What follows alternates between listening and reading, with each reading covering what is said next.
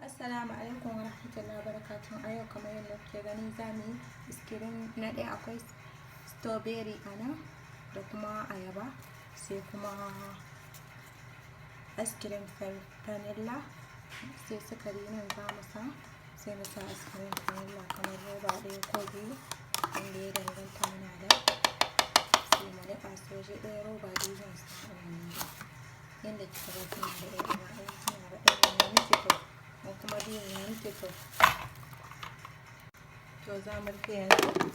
Zan niƙa su waje ɗaya yanzu gaba ɗaya. Za ki iya sa ɗan ruwa kaɗan ko ƙanƙara, ni dai nan na sa ɗan ruwa ne kaɗan haka.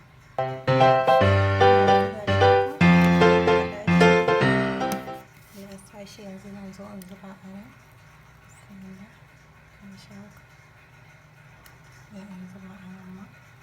kuna tare da Fatima Muhammad A akan YouTube channel ɗina. Ku danna subscribe, ku danna ƙararrawar sanarwa, kuma ku danna mun like idan bidiyon ya yi miki. Yar uwa na gode, ina muku fatan alkhairi. Yanzu ga shi haka mun kammala, sai ki zo ki yanka ayaba da kuma strawberry za ki iya sawa a ciki.